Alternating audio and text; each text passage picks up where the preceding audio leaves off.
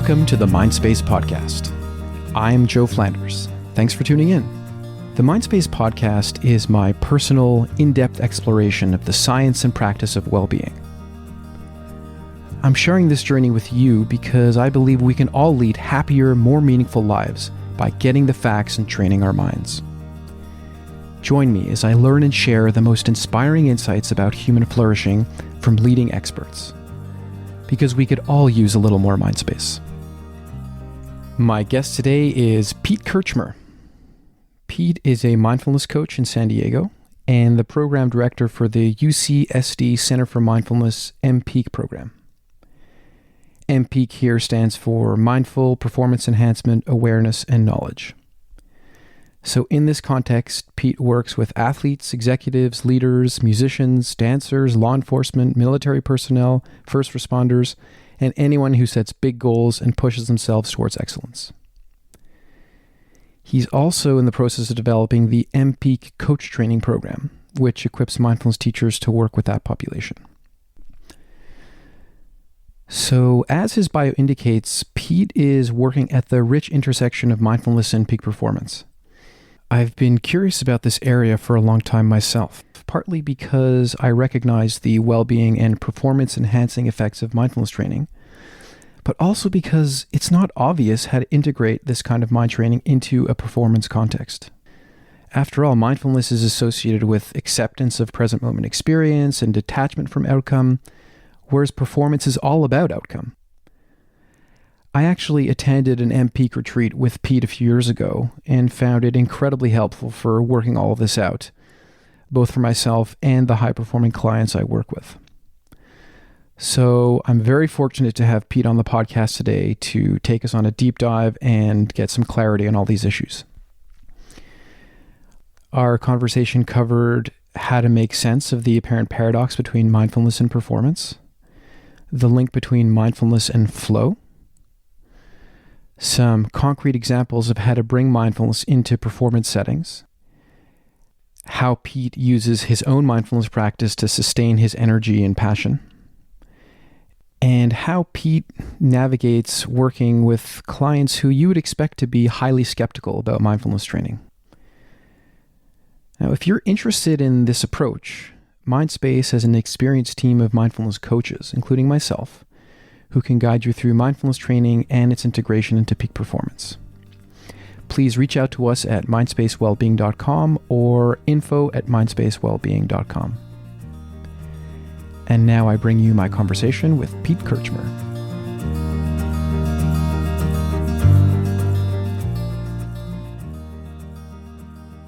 Hey, Pete Kirchmer, welcome to the podcast. Thanks for having me. It's a real pleasure and actually an honor to have you.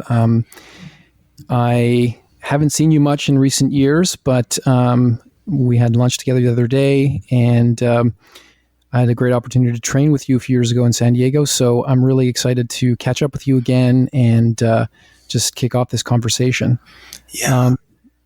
Pete, can you start us off by talking about what exactly you do and how you got into this line of work? Sure. So I call myself a mindfulness coach.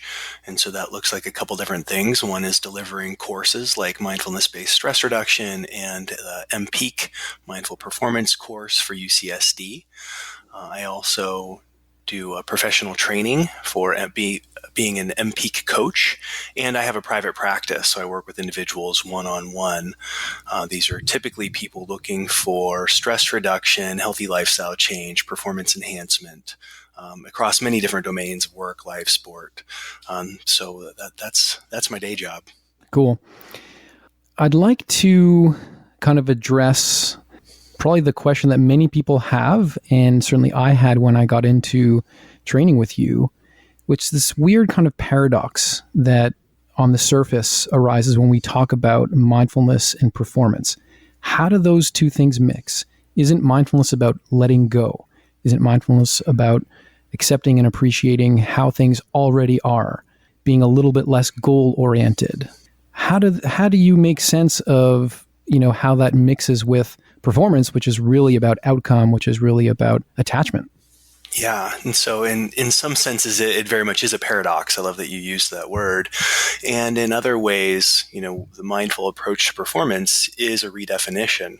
So from the, maybe old school view of performance as being just outcome based, we're really looking at performance as a way of being, really being present to the opportunities that present themselves from moment to moment. And this is actually consistent with performance enhancement. The more that we get caught up, in the mental parts of performance and evaluation and such, really the harder it is to perform well. And so mindfulness lends itself quite well to performance in a lot of the skills that it delivers. So mindful performance is about performance as a way of being, but again, the people you're coaching are going to be really concerned about outcome, and they care how things work out. So, they could show up and be in a particular way, but ultimately it's about achieving a certain result, no? So here is that outcome. And I don't want to take that away from people. Absolutely. I work with Olympic athletes. They want the gold. I work with entrepreneurs or executives. They need to make a certain quota, at the end of a quarter. And so again, the paradox is, how do you hold that as being true as an aspiration, but how do you hold it lightly with non-attachment, recognizing that you wanting that doesn't actually help you get it. In fact, you wanting that may even be a distraction, right? So if you are constantly thinking about this end game of winning your gold medal, that could pull you out of the present moment, which is the only place you really have an opportunity to perform. And so, there's a way to negotiate both, right? Just holding a goal lightly, and yet recognizing that we can't focus on the future. We can only focus on what's here now. That is super interesting. And it reminds me of a preoccupation that arises in therapy as well. And just give me a sec as I kind of flesh this out for you. When I'm doing clinical work using mindfulness, my clients are very preoccupied about the outcome. They want to feel better. They want to get past whatever mental health issue they have. And so the outcome is extremely important. But as you say, showing up in a mindful way to that healing process means holding the outcome lightly and also being in the present moment with how things currently are. So here's a question that often comes out of that. Are you coaching people and encouraging people to be mindful, to show up mindfully to their performance, ultimately as a tool, or using mindfulness instrumentally to ultimately improve performance? Or are you asking people to be fully present, fully sort of non-attached to outcome as they show up in this mindful way, and then just let the outcome take care of itself? Yeah, we call the performance enhancement part of the title the Trojan horse. It's what gets a lot of people in the door, but ultimately it's not what's most important, right? We talk about well-being, quality of life, finding joy in the act or process of performing. And so, yeah, of course, everyone would prefer to have the outcome work out, but it's not the focus. We kind of just trust that the results will take care of themselves if you can show up and be your full expression of who you are, in every moment. So mindfulness is the end in itself in this context. Yes. Yeah, the way that also, even in life coaching, there's a distinction between performance coaching and developmental coaching. But the two really inform each other. And so there's developmental coaching, which is expanding ability to take, broader perspectives, understanding, oneself from a more, evolved perspective as well. Deepening presence. And then there's like performance coaching, which traditionally done in corporations is very outcome based. And the two, I would say, really, they go hand in hand. It's like the right and left wing. When you increase development, it's said that performance will increase. And yet also having, a performance-based aspiration can give motivation to whatever you're doing. And so that can actually help drive development as well. Yeah, that strikes me as super important in the sense that part of what creates this apparent paradox is thinking of mindfulness and performance as opposites or as two ends of a continuum, whereas they're actually important complementary factors, right? Yes, absolutely. One area I've come across some of this work is this whole notion of the mindful athlete. So George Mumford's famous book, he spends a lot of time talking about how mindfulness helps set the conditions for flow. Are you working with flow as well? How do you see flow fitting into the mix? And maybe for people that aren't familiar with flow, maybe you can just talk about what it is and how it might be similar or different to mindfulness. Yeah, so flow is one of the modules that's explored in mPEAK. And for those who are not familiar with it, it is the state of ultra high performance, often referred to as the zone. It usually is characterized by a sense of time distortion, either slowing down or speeding up, a loss of self, which basically means an absence of thoughts, and usually is quite pleasant. It's an absorption state. So usually the outcome, although it's not an outcome focus, the outcome is one's best performance. And how mindfulness can help prime us for flow, and I guess I can say a little bit about priming, is that there's not an on switch to flow. I like the quote that enlightenment is an accident and meditation makes you accident prone. And I think it's very similar for flow, right? Flow just kind of happens with enough grace and the right conditions. And meditation and mindfulness help make us more accident prone to flow. And so I had already mentioned this correlation to the selflessness or thoughtlessness. And so, of course, there's the work that many of your listeners will be familiar with around mindfulness decreasing default mode network activity and being able to let go or allow thoughts so that thoughts don't control your experience. And so this is one doorway into the state of flow. There's also the part that is this kind of immersion with the activity, which requires a deep focus. And what we also know is that mindfulness trains the ability to have deep focus. One of the flow conditions is also what I will refer to as balanced effort, where Mihai Csikszentmihalyi, the researcher who's done most of the work on flow, he says it's this place that occurs when your skill is directly proportionate to your challenge, or maybe your challenge is just a little bit greater than your skill and ability.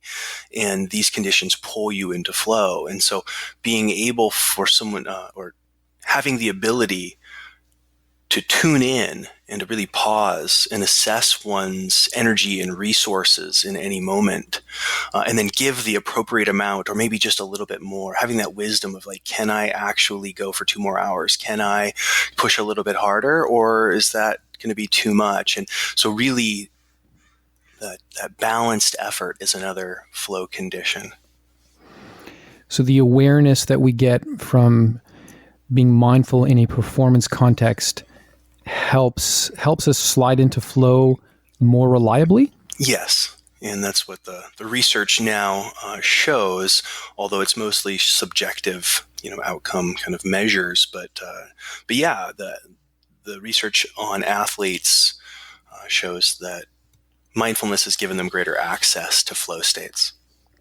That is really a really cool finding. And I do want to talk science in one sec, but one more kind of counterintuitive thing that I noticed with the work that you do. So as I mentioned, I went out to San Diego and did the week-long training with you.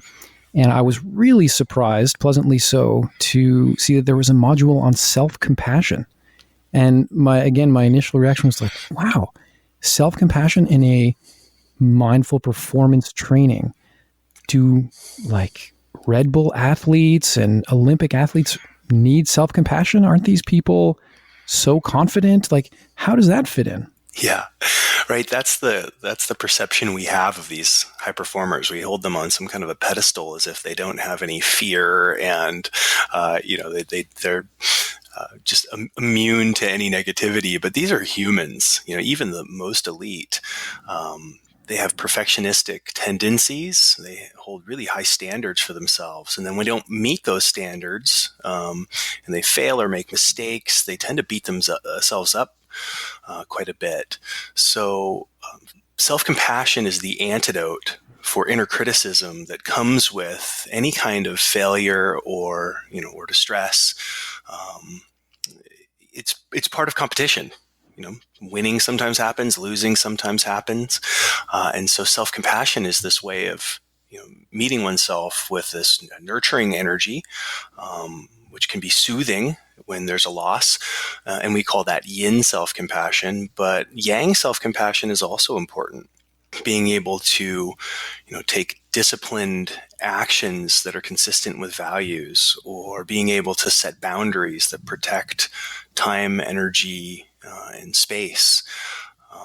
So both yin and yang compassion are definitely an important part of the mPEAK curriculum.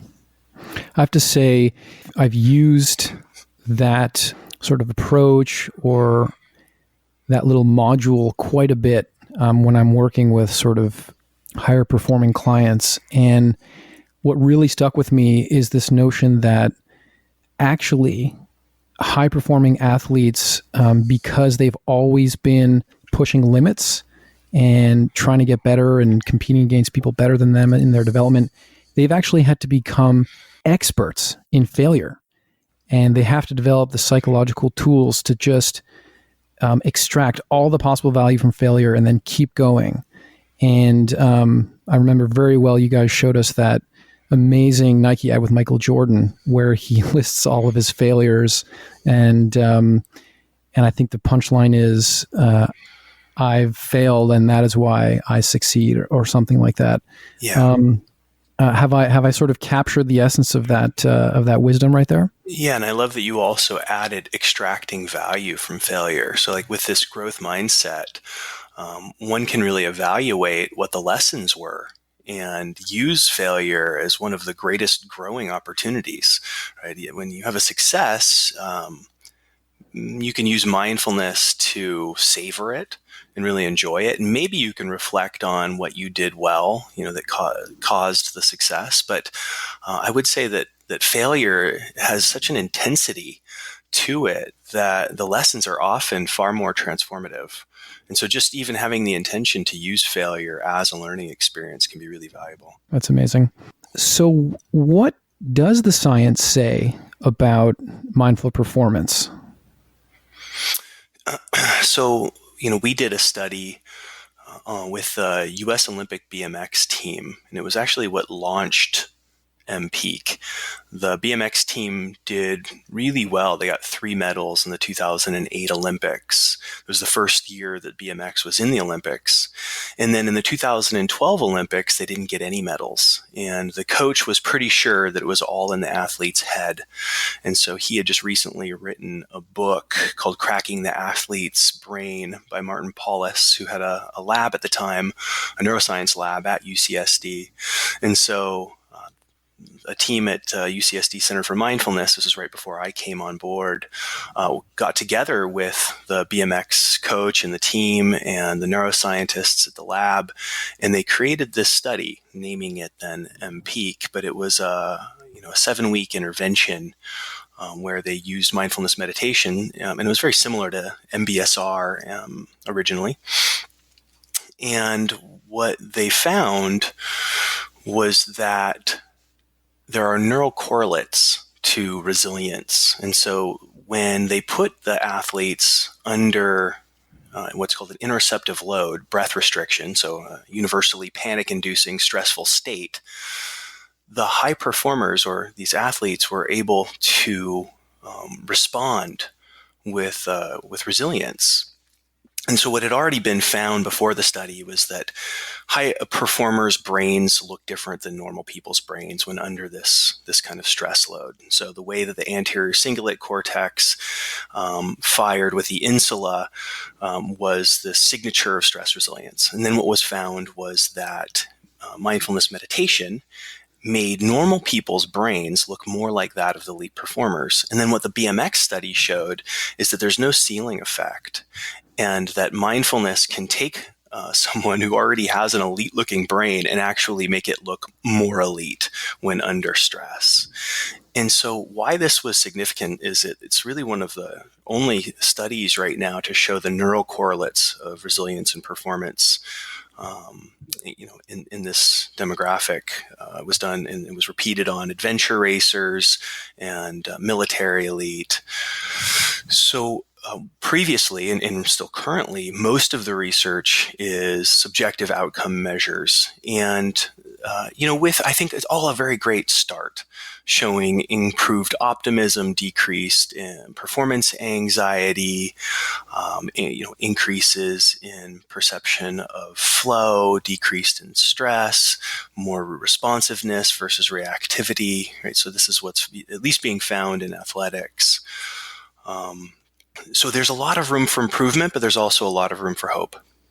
So is it fair to say that imaging work suggests that when under stress, these athletes with a mindfulness practice are less likely to be distracted or derailed by these stressful conditions, which would imply that their performance won't be affected by stressful conditions? Yes, that's it.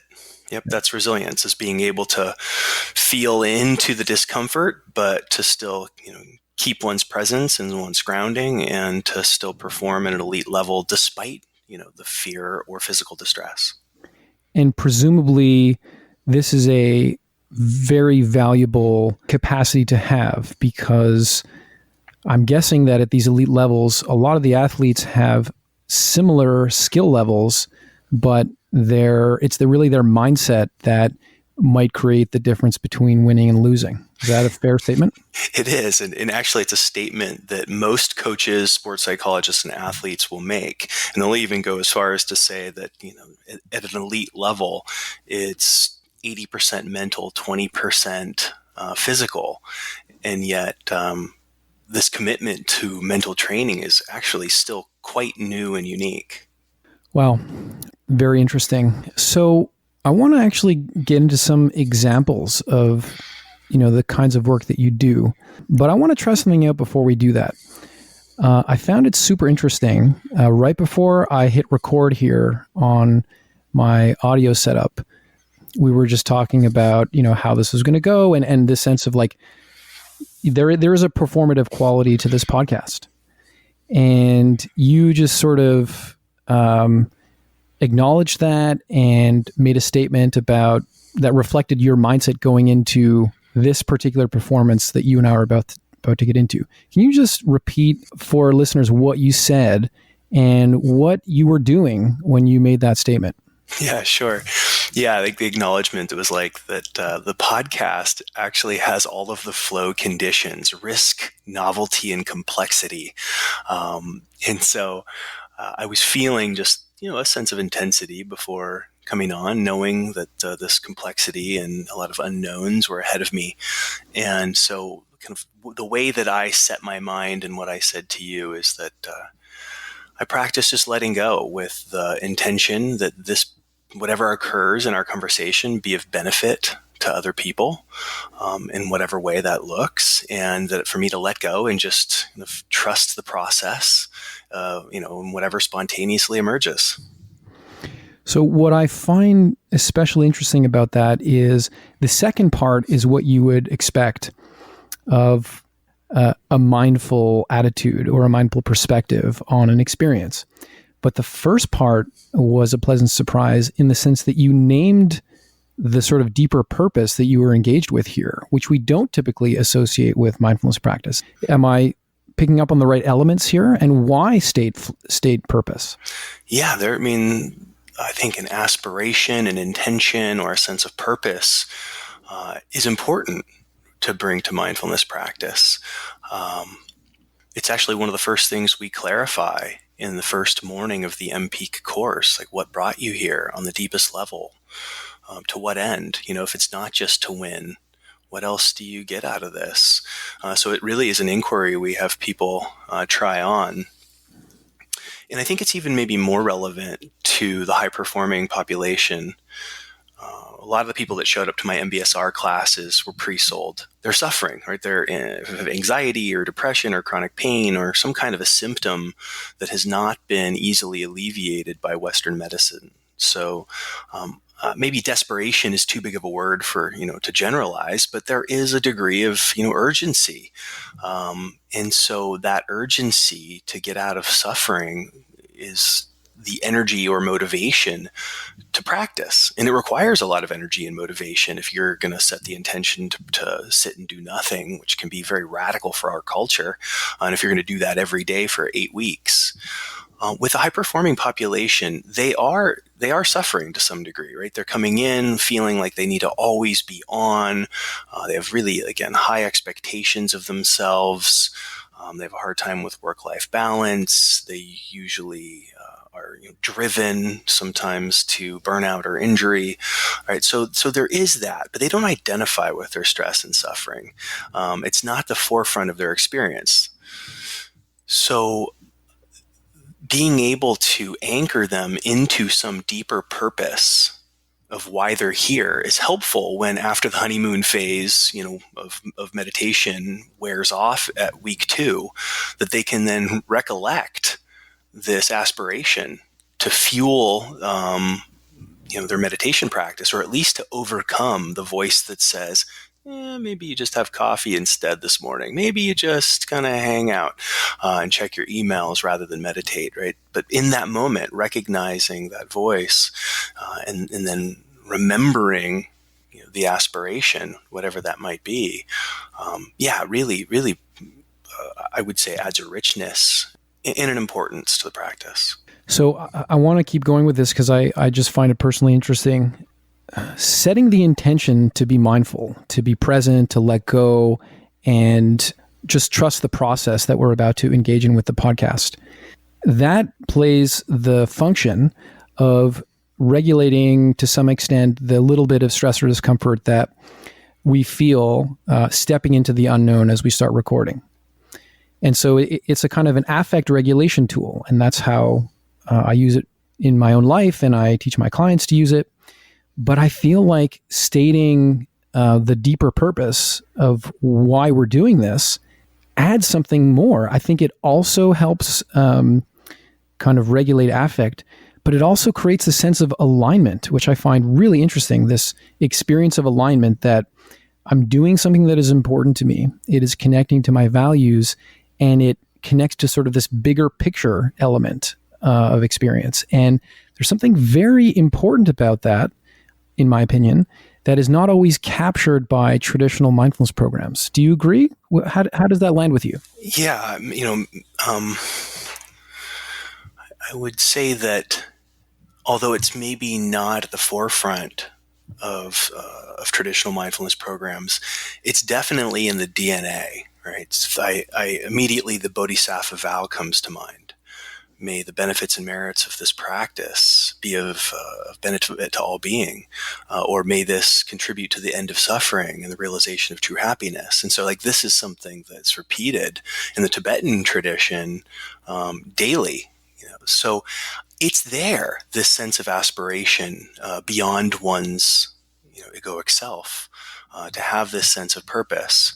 But it doesn't seem to be forefront, say, in MBSR. In MBSR, at least at UCSD, we start out with what's called the well visualization, visualizing this rock sinking deeper and deeper into the well, and the well ends up being the well of your own being. And as the rock sinks deeper, it reveals different layers of intention for being in the program. And at the deepest layer, when people share, it usually is this kind of, I want to be my best self for the people in my life I love. And so it does come out, but then the next thing that we say in the training is, okay, thank you for sharing that. Now let's put that on the shelf. And let's not continue to look at this. And I think that, again, that's the teaching around holding it lightly and not always looking for this as an outcome. But if we can look at it rather than being an outcome that we're seeking, but just being this kind of intentional or aspirational or purposeful motivator, I think that brings a lot of value and richness to anyone who's teaching or taking a mindfulness course. Yeah.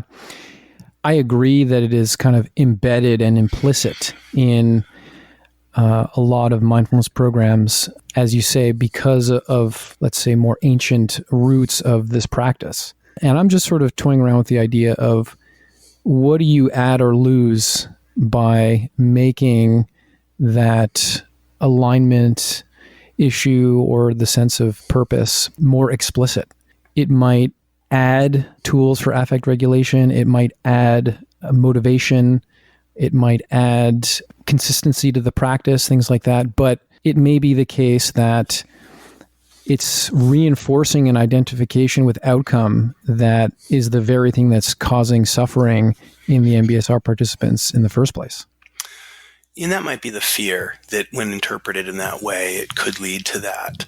In my own experience, kind of stating what I stated to you in the very beginning, gave me access to two of Jon Kabat-Zinn's foundational attitudes of letting go and trust. Right? So to really let go of my expectations of how this could go or what my preference is, and really just trust the conversation that's going to happen between us. Right. But that is the traditional mindfulness move. But you added another layer, which is what I found really interesting. Yes. Yeah. And I think, again, that just gives access to that. What do you mean it gives access to what? The trust, the letting go. I see. By stating the purpose. Oh, so it facilitates a mindful mindset. It does for me. Okay, interesting. Can you explain that a bit more? So if I came in with an expectation that I wanted this to go a certain way, or I had scripted it and wanted to make sure I said certain things, right? I come in with a certain attachment, a certain preference. I end up getting in my own way. It probably decreases my presence and my spontaneity. But in the moment of stating, may this be of benefit to others, it reminds me that this is not all about me. Right? And this is not about my preferences, and that I can just relax and trust emergence, get out of my own way, right? And so it has this kind of it feels like the aspirational qualities are what solidify this feeling of maybe solidify is not the right word, but give access to this mindful state. Yeah, and that speaks to this issue of the aspirational piece and the mindfulness piece being complementary and mutually reinforcing and not paradoxical. Yes. And that's why it's a practice, because of course there are so many different hang-ups and pitfalls and little ditches that people can get into, on the path towards mindfulness. And here's again where the need for the teacher, the Sangha, and a commitment to practice over years will serve us. Very interesting stuff. Thanks for going on that detour with me. I'd love to hear about some of the actual work that you're doing. So obviously we're going to protect the privacy of your clients, but I know you've done some work, for example, with Olympic athletes. That's what brought you to Montreal in the fall. And I know you've done some work with the Department of Homeland Security. Can you just tell us, some of the actual work that you've done of late, and maybe how you experience it from the inside as the coach or the trainer in these cases? Sure, a lot of directions we could go. So just I'll touch on the Olympics. I was invited to work with the Canadian Olympic Committee in a kickoff event for the Tokyo Olympics that'll be coming up in 2020, and I was able to address the coaches and sports psychologists, as well as the athletes in different breakout sessions. So it's just really an honor to be there and to work with that culture. And I have so much respect for the Canadian Olympic Committee, who actually their entire event was based on finding purpose. They call it ikigai, which is Japanese for finding this intersection of purpose and performance and intention. And so what a beautiful event to get to do that. And I've worked with some coaches and athletes from the Swedish Olympic team, and we'll be going to New Zealand to work with their sports psychologists for the Olympics in May. But the work that I'm actually most regularly engaged with is the Department of Homeland Security. So we have a 2-year contract through the UCSD Center for Mindfulness, with what I'll now refer to as DHS.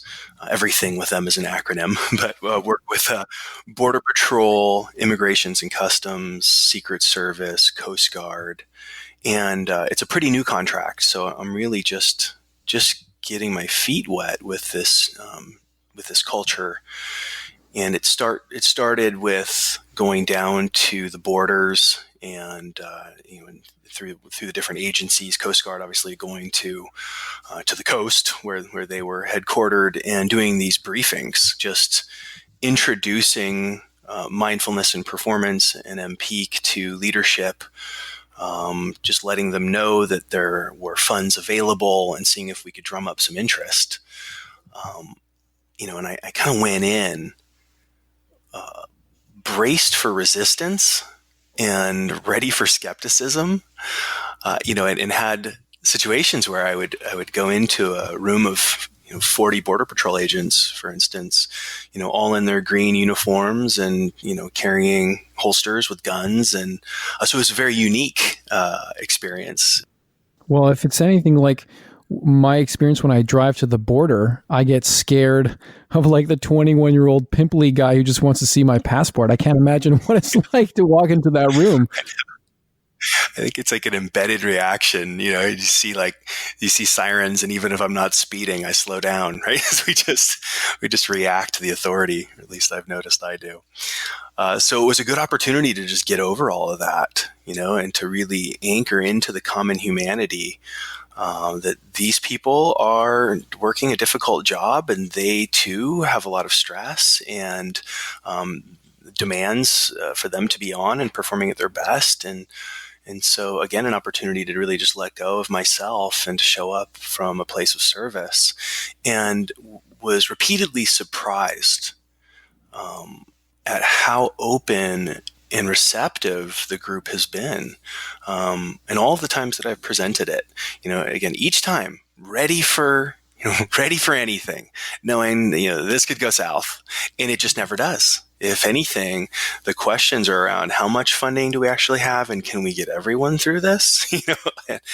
So it's been really a pleasant surprise so far to work with these people. It is, as we said at the outset, a little counterintuitive to think that an Olympic athlete would need training in self-compassion and dealing with failure and learning how to be present in the moment and these sorts of things.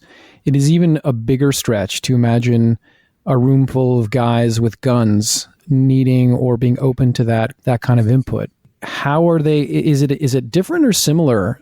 How are they interfacing with the material? So once they get into the program, and I will also say that we've made it be all voluntary, so no one is voluntold.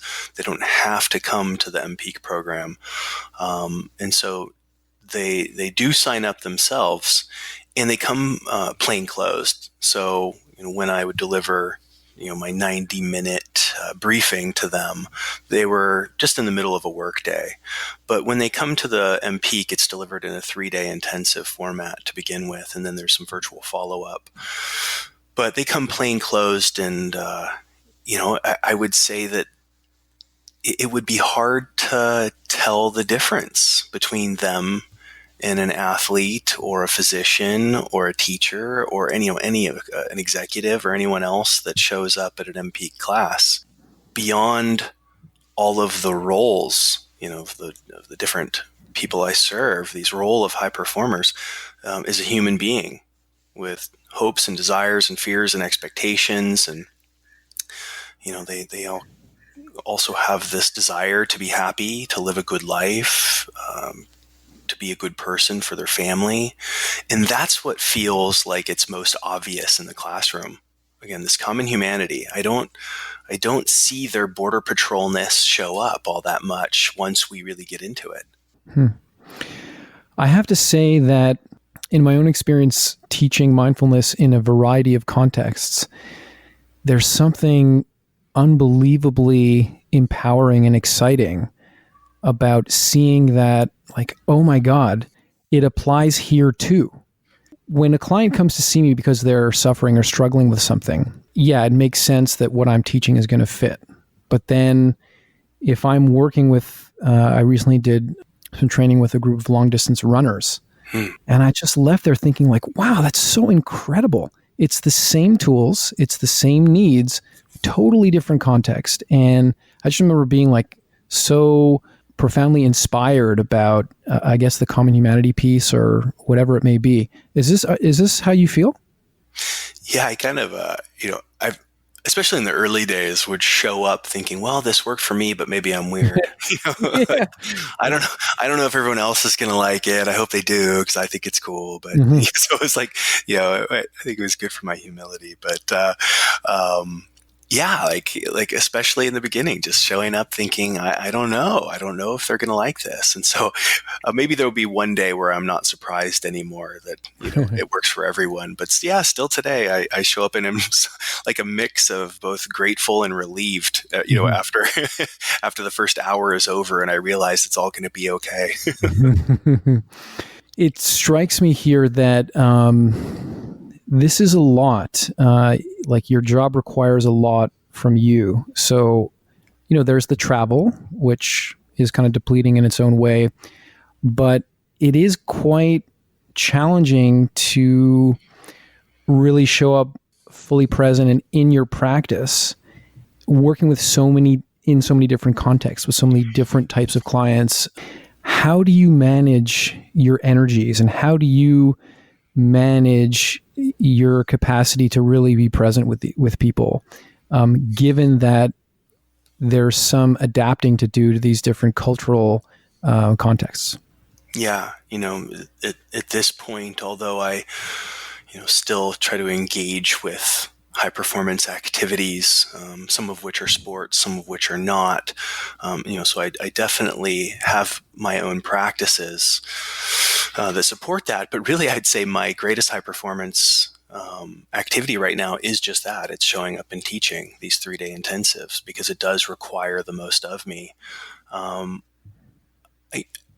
think I come with a little bit higher capacity for this. I think I'm just wired this way. I can teach solo. A lot of other teachers, really feel like they need a co-teacher, and where I do see the value in that in a lot of ways. I actually prefer to teach solo. It keeps me in a certain flow. It keeps me in my rhythm. And, I practice a lot of what I preach, especially this balanced effort approach. I set a nice sustainable pace with the group. I know where my break point, my breaking times are. And when I say breaking times, I don't mean like breaking down. I mean like at this point, I'm going to send them into a dyad for 7 minutes. And then during that dyad, I'm going to find my breath, check back in, really re-anchor into my body. And then after the dyad's over, I'm kind of back at it again. And so, I set up the teaching rhythm to have these little rest and reflect moments throughout the day. And I think that's sustaining. I would say just also like the intensity of the work and like my true desire to be fully present to the group. It just keeps me sharp. Mm-hmm. Throughout the day. And I have a certain way that I prepare. I don't want to do anything strenuous the day before I teach.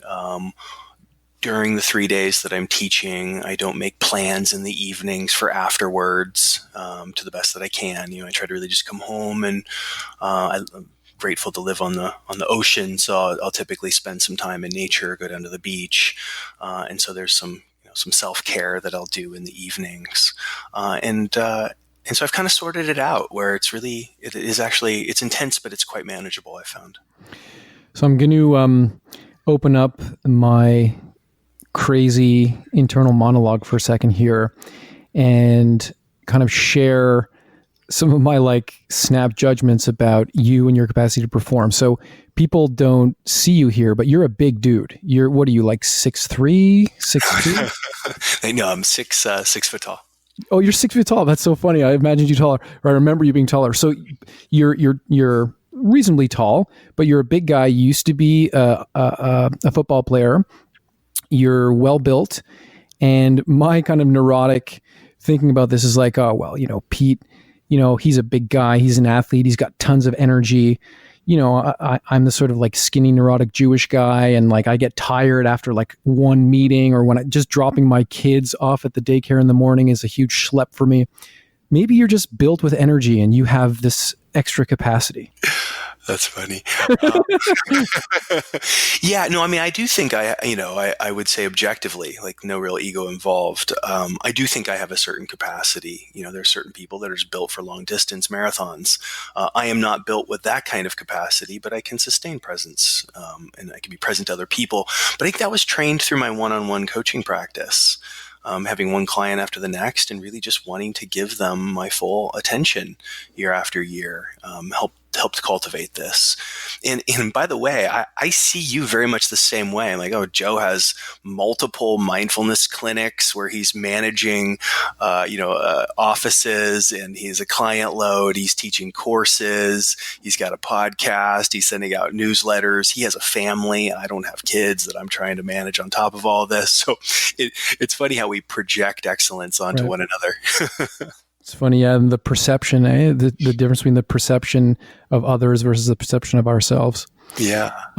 It strikes me just as we're talking about this that you haven't told the story about how you got into mindfulness in the first place, which maybe belongs at the beginning here. But you were a high-level football player, and I think you were in the weight room a lot, and you had back issues. And I'd love you to tell the story about how that pain sort of forced you into a shift in your perspective on performance. Sure. Yeah. I wouldn't say I was a high level performing football player. I was a pretty average football player, but I tried really hard. Yeah. There's the perception piece again. So I threw the shot put in the disc for track and field, and I was a competitive power lifter. So, was into kind of the big, bigger, faster, stronger type of athletics through high school. And maybe some genetic predisposition for back injury, maybe just, I call it my self-inflicted overuse injury. I don't know, but whatever the case may be, I ruptured a disc when I was 16 years old.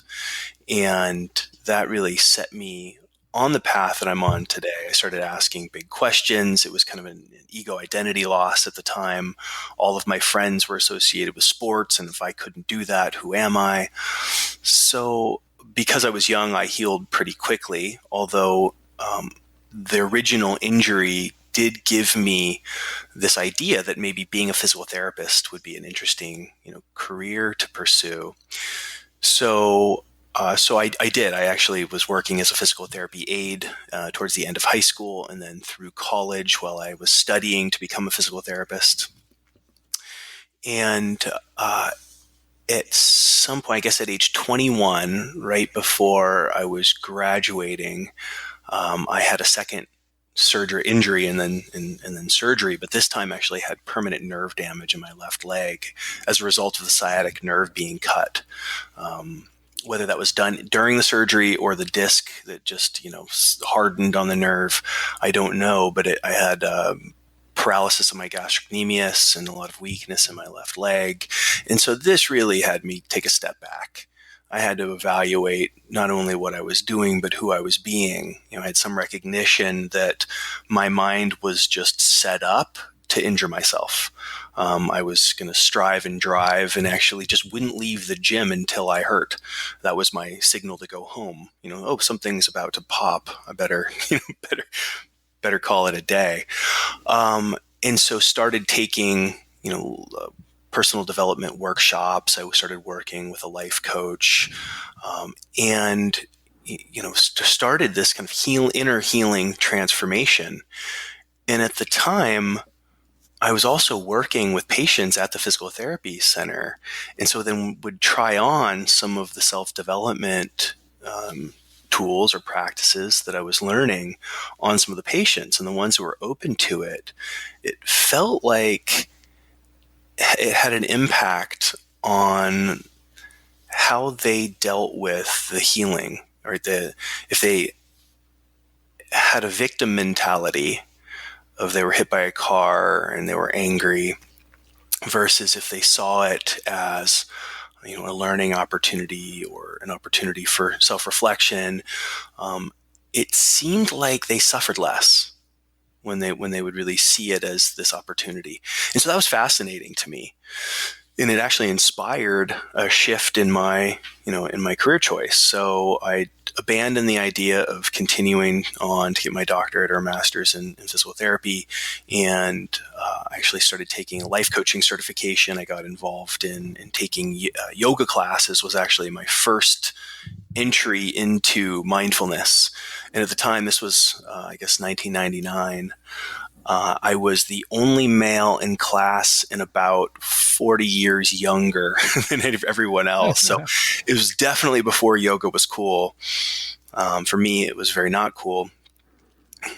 But there was something there, right? I clearly was making connections, and there was some value that I perceived enough for me to take that on as a personal path and as a professional path. So then pursued the certification in life coaching.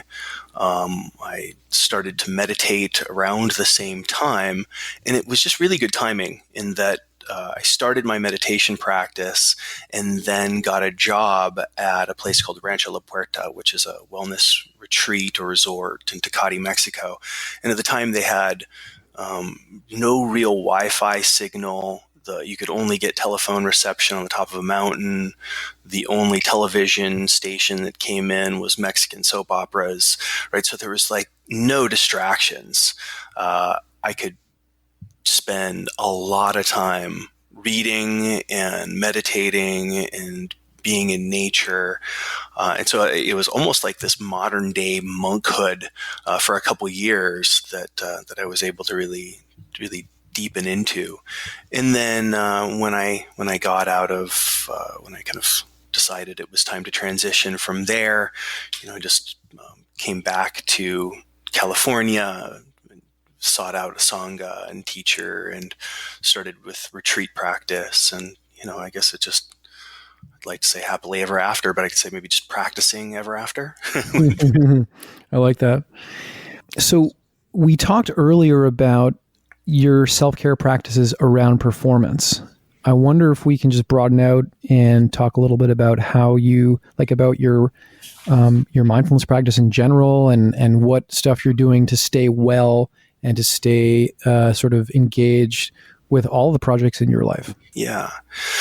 So I reflect back to the traditions, and often one of the criticisms of modern mindfulness is that it is just one practice extracted from a lot of practices, including, ethical frameworks and things like that. So when you look at mindfulness in its traditional presentation, often there's, the creation of mandala, there's chanting, there's service, there's fasting, and so I look at these in kind of, I guess, from maybe my fitness background, I call it mindfulness cross-training.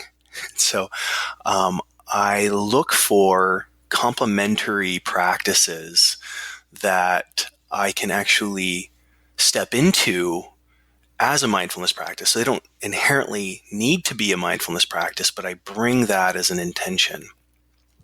So I took an improv comedy course last year for about a half a year. And, when coming in with an attitude of mindfulness, it's this way to cultivate spontaneity.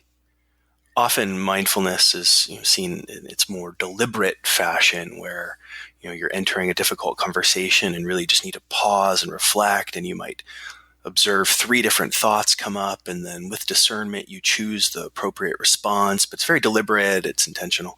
But there's another face of mindfulness that's more conducive to the skill set of flow, which is, again, trusting emergence, getting out of your own way, and just allowing whatever wants to come through you unfiltered. And when the environment's right, this is a beautiful practice. And so improv comedy was this way of setting up these conditions where there are different exercises where you're just trying to think quickly and react quickly. to train the mind to, just for maybe even word association. There's more creative exercises that would bring in kind of play or a certain sense of silliness, which, at the time was not my norm. And so that required a certain kind of letting go in order to be seen as silly. Like I'm a professional. I'm a serious guy. Like, nope, not right now. We're cultivating a different edge. And then relational flow, where you do these little skits with other people, just creating in the moment some kind of a scenario. It's like, hey, you're a sushi chef, you're a car mechanic, you have Tourette's, and you've got a limp, and now go, just do a skit, and so that was a really fun mindfulness cross training. But I also do other things like regular deprivation or flotation tank sessions, which I've gotten a lot of benefit from. I do holotropic breath work as a mindfulness cross training. I've done some archery recently. This is, cultivating focus. I work in like cryotherapy or do cold plunges. I've got a friend with a 34-degree ice bath in his backyard. And so that's a way to like bring mindfulness to discomfort. I have a hot sauna in my house that I use. So meditating in the hot sauna, I would say it is also a nice cross-training tool. And then I'm always, working with different teachers. Right now I'm working with Vince Horn doing pragmatic dharma, which is this social noting practice, or meditating out loud with other people, mentally noting, different phenomenon that arises in awareness, and what we're actually noting changes from day to day, and so it keeps it fresh, and it also balances out my practice. And of course I have just regular, sit every morning for half an hour, sit with a sangha. Have a teacher I meet with regularly. So, I guess as I hear myself saying it all, it's like, good thing I don't have a family, right? Yeah. I'm noting jealousy arising. Jealousy arising. Pete, I'm curious to hear more about this holotropic breath work. Can you tell me about that and how it fits in with your other practices? Yeah, so this is a practice that might be more in the lineage of kind of the yogic pranayama, in that it's this fast-paced breathing that's often done accompanied by evocative music that creates an altered, somewhat psychedelic state where emotions that have been repressed come to the surface, and can be processed and experienced, and that often then give way to states of bliss and even rapture and love. I would say that for your listeners who have heard of this kind of psychedelic renaissance, books like by Michael Pollan and a lot of the research out of John Hopkins and UCLA and Imperial College of London that are coming out around psychedelic use, even in combination with meditation for personal growth. Holotropic breath work is a natural form. It's a way to access these psychedelic states without doing something illegal. So what do you experience? So it's a journey, and it can be anywhere between 1 and 3 hours in length. And in the beginning, there's a little bit of work. And so there's just this focus on the breath, and there is finding the rhythm of the breath. And then there's some absorption into the music.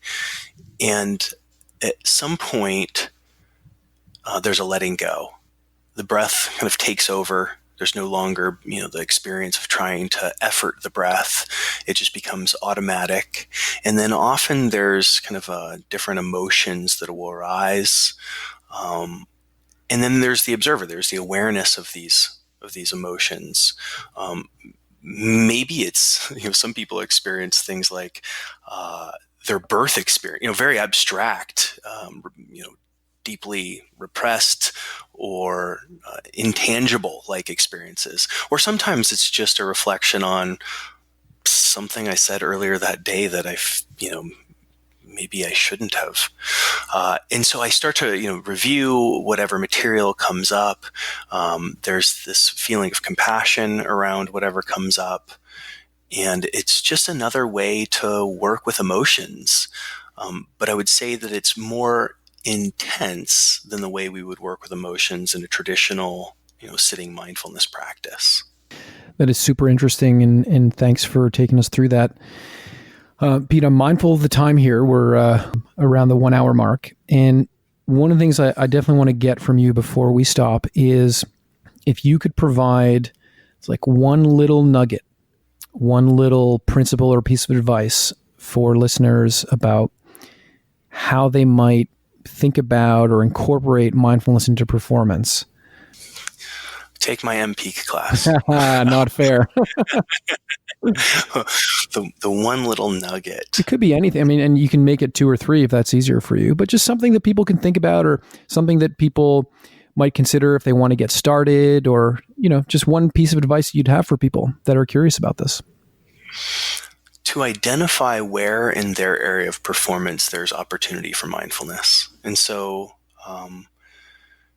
let's say when I'm working with athletes, an athlete like a basketball player who has halftime and penalty breaks. Maybe I should have used hockey players for your Canadian audience, but similar to basketball, right? There's timeouts, there's penalties. These would be obvious places to insert mindfulness into an athletic event. This would be different than, say, an ultramarathon runner or a triathlete who has more extended endurance periods. They might use mindfulness at different mile markers or at different time markers along their event. And so in mPEAK, we have people identify what are your mindfulness performance opportunities. I identified mine. When I'm teaching a course, I know that during the first dyad, I have an opportunity for about 7 minutes to really pause and to reflect and to really take an extended period of mindfulness. And so for your listeners, for them to just recognize where in their areas of performance, or even more simple, where in their day can they insert intentional mindfulness activities. That might just be a pause and a reflect, but it might be to, make a difficult conversation their mindfulness practice, or it might make the beginning of whatever their performance event might be, and the way that they prepare for it, their mindfulness activity. So to really identify, where can they insert mindfulness, and then to experiment with doing so. That really is excellent advice, and a really nice opening into the work that you do. And who knows, you might have some of our listeners joining you in California one of these days. So really, thank you so much for doing this. I wonder, before we break here, if you could just tell us how people can find you online and what kind of projects you're working on now that you'd like people to know about. Yeah, so they can find me at mindfulness-based health /mPEAK if they're interested in that course. My coaching services are also available on that website. Some of the projects that I'm working on are around mindfulness and pain, and potentially making an app for post-op decrease in opioid use.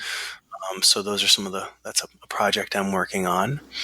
And then, of course, I'm open for private coaching, or open to answering any questions that your listeners might have about mPEAK. That's awesome. You didn't mention the coaching certificate, or maybe you did, but I think it's worth just elaborating because it's a very interesting project. Yeah. So people who are interested in becoming mPEAK coaches can participate in our 3-module training pathway. The first starts with a coach training intensive. This is a 3-day program working on coaching core skills of listening, reflecting, and asking deep questions, as well as the best practices for guiding meditation. And it also equips them with how to deliver like a 60 to 90 minute introduction to mindfulness and performance.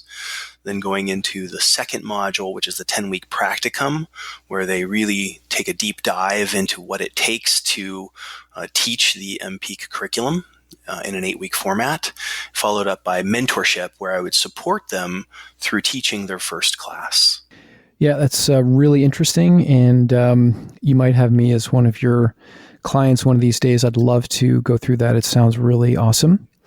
And so why don't we leave it there? I think I've gobbled up enough of your time for today. So again, thank you so much, Pete. I really hope that my man crush did not sort of overwhelm listeners during this hour. And I really am an admirer of what you're doing and appreciate you taking the time today. The man crush is mutual. It's been an honor. Okay, man. So have a great weekend, and I hope to talk again soon. Great. Cheers. Okay, bye-bye. Thanks for listening to the Mindspace podcast. The purpose of this project is to inspire people to cultivate well-being. The science tells us that well-being is best understood as a series of skills and habits that can be learned and practiced.